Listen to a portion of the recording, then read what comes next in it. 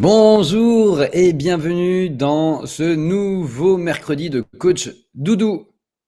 Un mercredi, un rendez-vous du mercredi, toujours le mercredi à 9 heures pour vous parler prospection, pour vous parler vente, pour vous parler développement commercial, pour vous indépendants, freelance, entrepreneurs. Et voilà, chaque mercredi, j'aborde un nouveau sujet pour en discuter avec vous. Et aujourd'hui, on va parler de quelque chose qui est vraiment fondamental dans votre développement commercial, dans vos ventes, dans votre marketing, dans votre communication, bref, dans ce qui fait ce qui fait vivre votre entreprise et votre activité, c'est comment identifier les besoins, les vrais besoins de vos clients. Et je voulais vraiment faire un sujet là-dessus, faire un focus là-dessus aujourd'hui, parce que c'est quelque chose que l'on croit bien faire souvent, mais on a beaucoup, il y a beaucoup d'erreurs que je vois et que je repère chez les freelances, chez les indépendants. Et du coup, je voulais vraiment faire un focus là-dessus pour que vous ayez de meilleurs outils et un meilleur état d'esprit par rapport à ça, par rapport à ce sujet-là. Donc bon, le temps que les participants arrivent, eh bien, je vous propose de nous lancer dans le sujet. Et hop. Donc déjà, qu'est-ce qu'on appelle besoin? Pour moi, il y a deux choses importantes qui sont souvent, il y a souvent un amalgame qui est fait par rapport aux besoins. C'est de distinguer deux types de besoins, de distinguer le besoin tel qu'il est exprimé par votre client. Et donc du coup, le besoin qu'il a identifié, mais de son point de vue, avec ses références à lui, avec ses connaissances à lui, avec son point de vue personnel. Et de l'autre côté, le besoin que vous allez identifier, vous, chez lui, en fonction de votre expertise, de vos connaissances et de votre maîtrise de votre sujet. Et souvent, c'est bien pour ça que votre client a besoin de vous, c'est parce que vous avez une meilleure connaissance que lui sur le sujet que vous portez. Si vous êtes graphiste, eh bien, vous allez plus facilement savoir de quel type de logo ou d'image ou de support votre client va avoir besoin par rapport à tel ou tel projet. Si vous êtes développeur, eh bien, ça va être pareil. Vous allez plus savoir plus facilement identifier que votre client sur quel langage il faut coder tel ou tel type d'application. Bref, vous avez une base de connaissances et d'expertise qui fait que bien souvent, vous avez une meilleure compréhension de ce dont a besoin votre client par rapport à ce que lui va vous exprimer.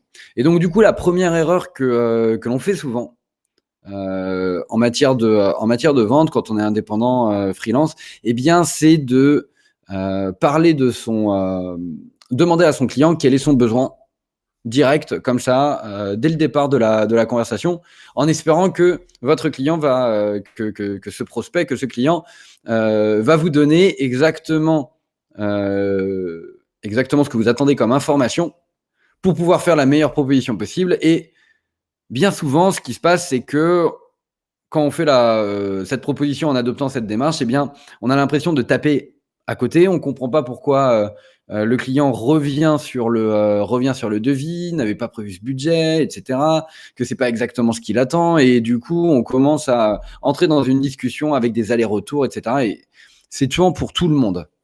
C'est tuant pour tout le monde dans ces situations-là. Et ça nous fait perdre du temps, ça nous fait perdre de l'énergie, aussi bien vous que votre client. Donc, que faut-il faire pour éviter ces situations, sachant que ces situations, eh bien, vous amènent à rater des ventes et vous empêchent de garantir un maximum de transformation de vos devis.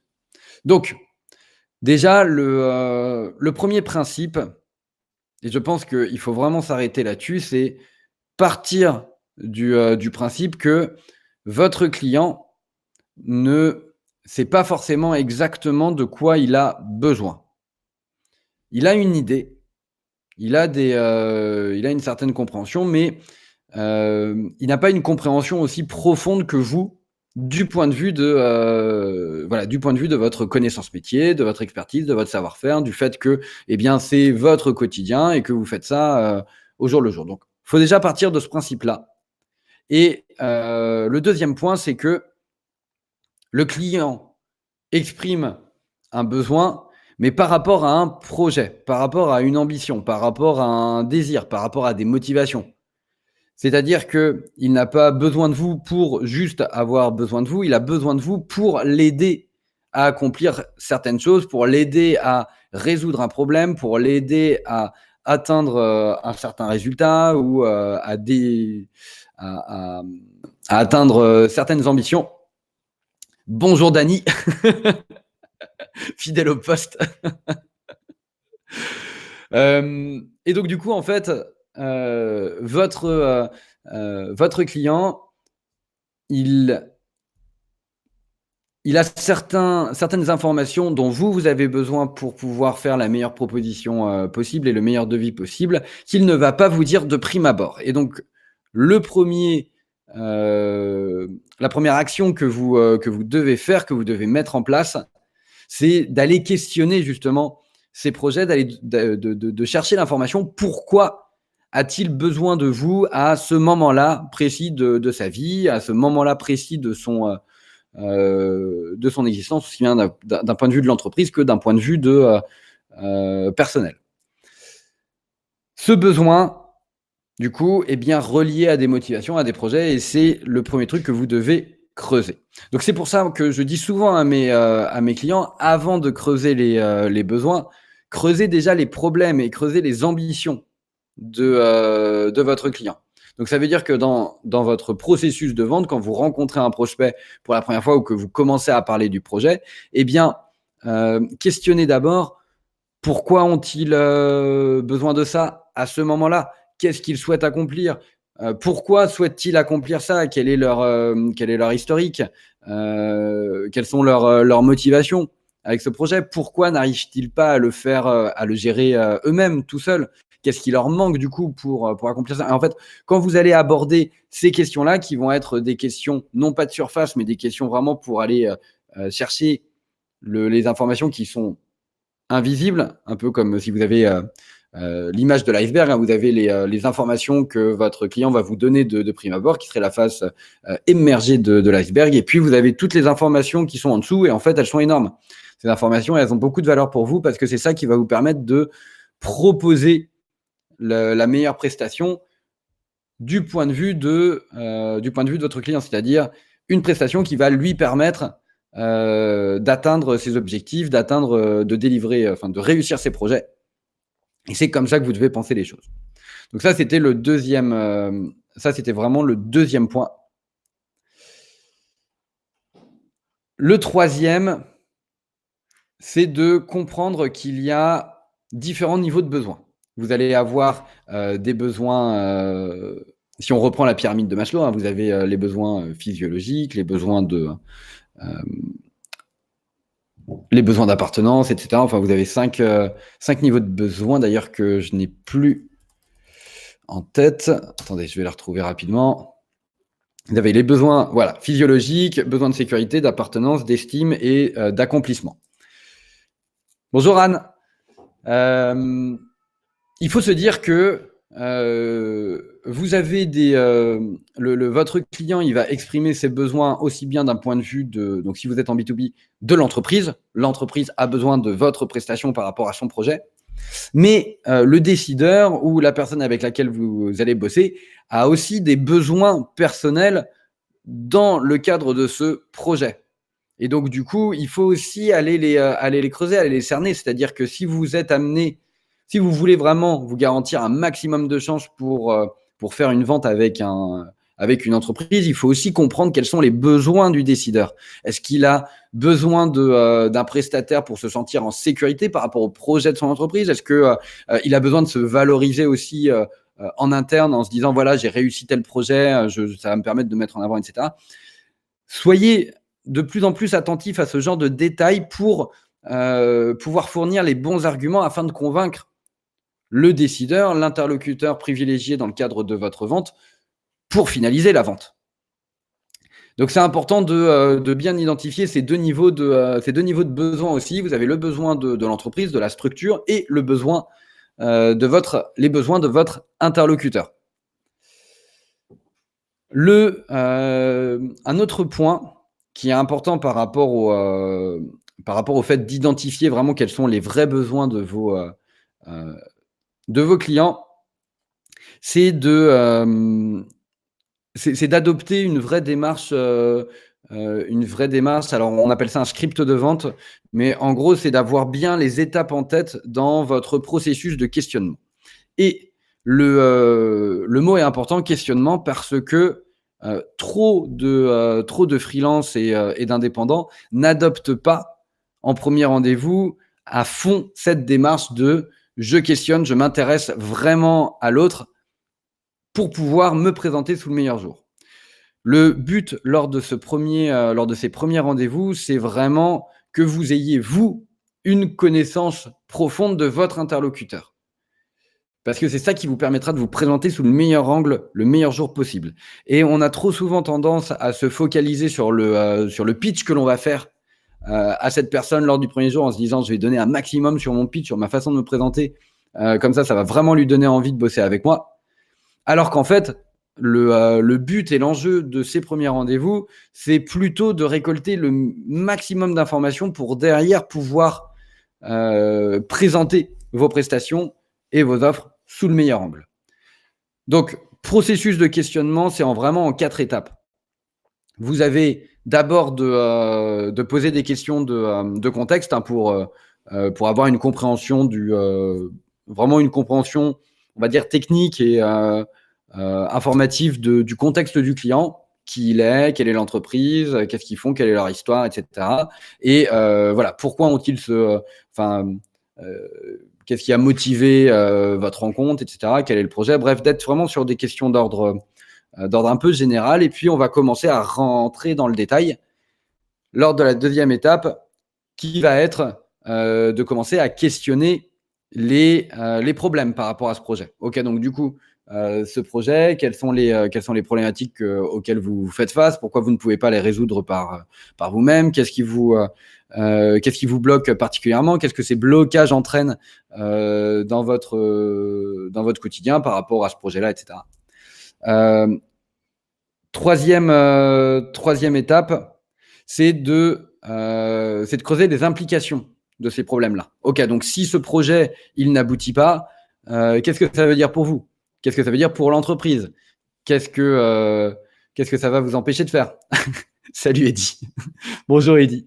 Qu'est-ce que ça va vous empêcher de faire? Et ainsi de vraiment aller chercher quelles sont les implications des problématiques, des blocages, des freins qu'ils rencontrent par rapport à leur projet. Et enfin, ça permet du coup d'aborder la dernière étape qui est de questionner sur les besoins. Donc du coup, concrètement, vous avez besoin de quel type de prestataire? Comment est-ce que vous voyez la prestation idéale? Qu'est-ce qui est important pour vous dans votre collaboration avec un prestat, etc. Pourquoi vous fonctionnez ainsi? Comment sélectionnez-vous les prestataires, etc. Et du coup, en fait, c'est ça qui va vous permettre d'avoir une vision assez globale des vrais besoins de votre client, de votre prospect, pour derrière pouvoir vous présenter sous le meilleur angle.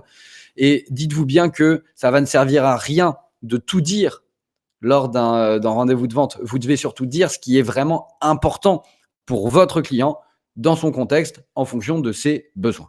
Alors, est-ce que tout ça vous parle? Est-ce que vous avez des questions déjà immédiatement? Anne, Dany, Eddy, je ne sais pas si Eddy et Dany vont avoir beaucoup de questions par rapport à ça. Mais est-ce que Anne, tu as des questions par rapport à ça? Est-ce que ça te parle déjà?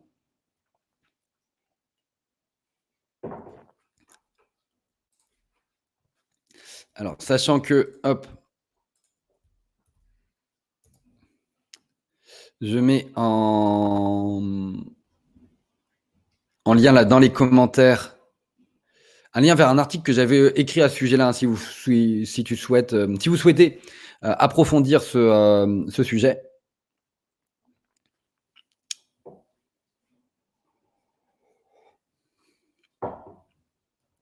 Et ouais, Anne, une séance pour toi toute seule. T'en as de la chance. Bah, ça fait partie des bugs. Ouais, ça te parle? Est-ce que, est-ce que toi tu as peut-être une difficulté, particulière dans l'identification des besoins de tes clients? Est-ce que parfois, tu as du mal à identifier, certaines informations? Tu es plutôt bonne sur la première partie, donc ça c'est cool. C'est vraiment, énorme et il faut vraiment capitaliser à fond là-dessus. Maintenant, est-ce que tu arrives à faire le lien entre, questionner sur le projet, sur les ambitions, sur, les enjeux et ton offre? Est-ce que tu arrives à bien faire le lien?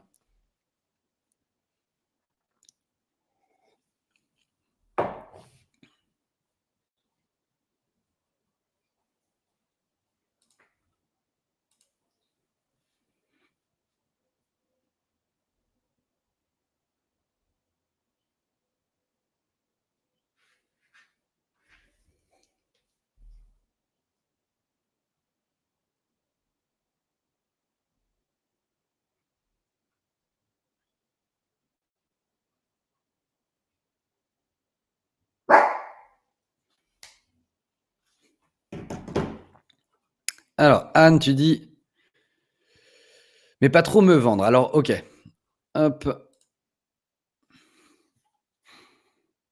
j'ai tendance à donc je vois bien où je peux les emmener, mais pas trop me vendre. J'ai tendance à pitcher. Donc, OK, donc c'est normal et c'est souvent le bug qu'on peut avoir en situation de vente. Donc vraiment heu, l'idée c'est de te dire que sur un rendez-vous d'une heure, par exemple, eh bien, en fait, tu vas, questionner ton client, ton prospect pendant 45 minutes. Bref, tu as quasiment les 3 quarts qui sont dédiés au questionnement, vraiment au fait de creuser. Donc ça te laisse, tu vois, énormément de marge. Hem, dis-toi aussi que c'est tout à fait, possible. Alors après, est-ce que tu peux me redire quelle est ton activité, Anne? Et j'en dis trop. OK. J'ai tendance à pitcher et j'en dis trop. OK. Est-ce que tu peux me redire quelle est ton activité, Anne?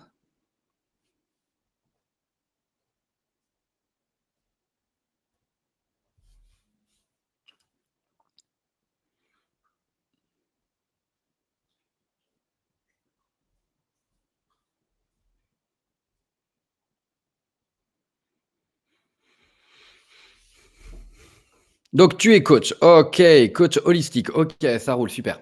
Donc en fait, l'idée, ça va être dans le domaine du textile et de la mode. OK, super.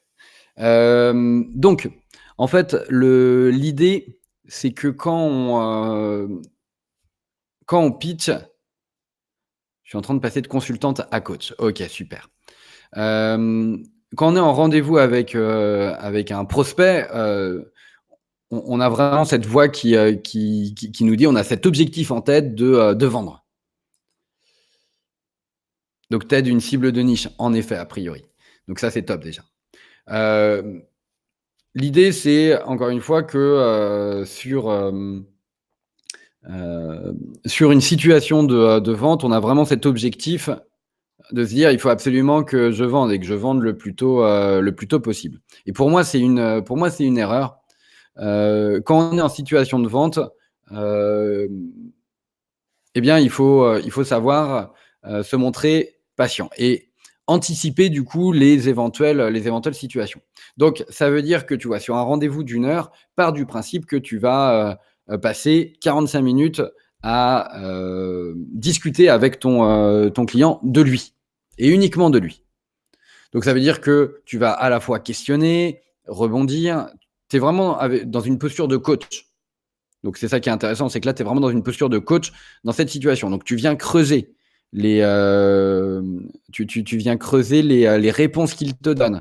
Tu poses des questions générales, ensuite tu creuses, tu vas chercher les motivations, les raisons qui l'ont amené à dire ça, et faut vraiment suivre en fait une trame qui te permet d'aller de de ses projets et de la situation telle qu'il la voit aujourd'hui à petit à petit, qu'est-ce qui a créé cette situation, qu'est-ce qui bloque dans cette situation, pourquoi ces blocages existent et quelles implications ils ont dans le quotidien de ton client et par rapport à son futur.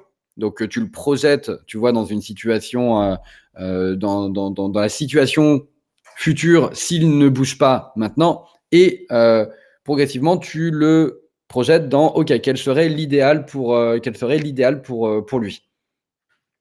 Et en fonction de cet idéal, et bien, du coup, tu ramènes au présent en disant voilà, donc concrètement, de quoi aurais-tu besoin aujourd'hui pour pouvoir sortir de ce quotidien à et t'amener vers cet idéal, vers ce résultat. Et donc, du coup, là, ce besoin, tu vas le questionner en fonction de ses préférences, ses motivations, son contexte. Et c'est comme ça que petit à petit, tu l'amènes vers ta prestation. Et en fait, l'idée, c'est que à la fin de ces 30, 45 minutes, si on est sur un rendez-vous d'une heure, eh bien, c'est là où tu lui demandes s'il est OK pour que tu fasses la transition avec ton offre. Et cette transition, donc, tu lui demandes est-ce que tu es OK pour que je t'explique comment je peux t'aider. S'il te dit oui, eh bien là, quand tu présentes ton offre, tu vas la présenter en expliquant ce que tu vas pouvoir lui apporter à lui par rapport à son contexte. Donc, tu ne vas pas présenter ta méthode de manière générale. Tu vas vraiment la présenter sous l'angle de ce qui l'intéresse lui.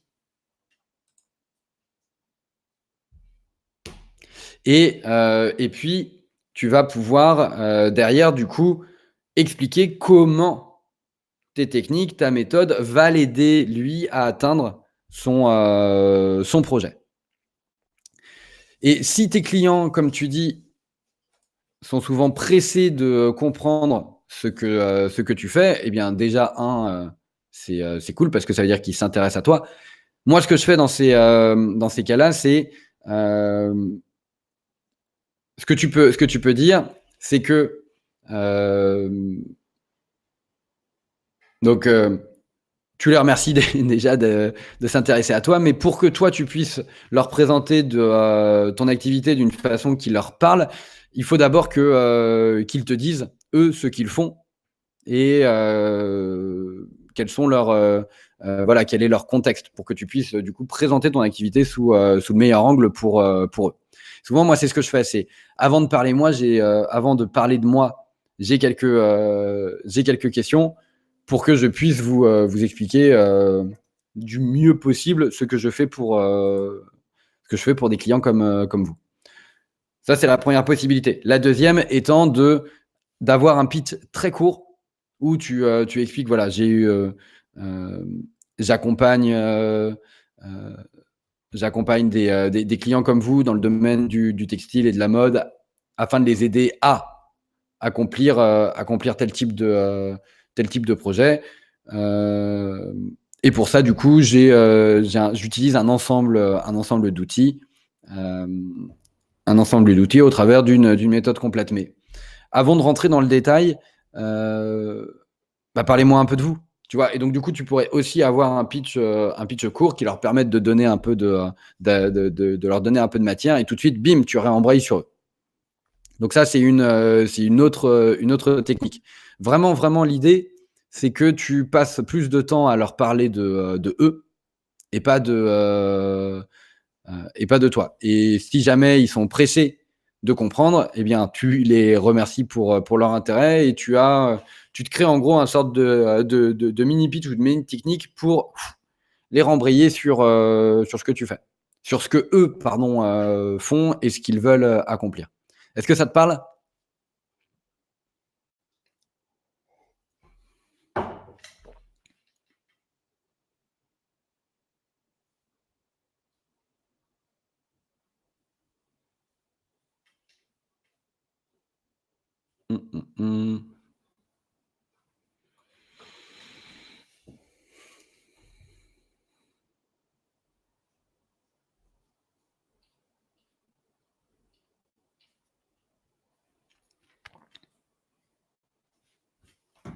Oui. OK, super. Donc voilà, c'était, oui, OK, top. Bon, si jamais vous souhaitez aller plus loin et aborder votre situation, précise à vous, heu, mon réseau bug un peu. OK, d'accord, ça roule. Ah, tu pourras toujours regarder en replay si tu le souhaites et puis encore une fois, je te remets le lien vers un article qui précise tous ces éléments-là. Hem Bah, écoutez, voilà, moi je voulais faire ce rapide, mercredi pour vous parler des besoins. La semaine prochaine, pour le nouveau mercredi, on parle des actifs commerciaux. Donc comment vous créez, dans le cadre de votre activité indépendante, des actifs qui vont vous permettre de pérenniser, votre activité indépendante. Je vous dis à mercredi prochain. Passez une excellente fin de journée, une excellente fin de semaine. Et puis, si jamais vous souhaitez aller plus loin et que on puisse aborder vos problématiques, vos projets euh, commerciaux et entrepreneuriaux, eh bien, vous pouvez sur sur le site destination client.fr prendre un rendez-vous avec moi ou mon équipe pour qu'on puisse parler de vous et identifier vos besoins si jamais vous le souhaitez. Voilà. Je vous souhaite une très bonne fin de journée. À ce soir, Dany. À ce soir, Eddy. Passez une bonne fin de journée. Au revoir.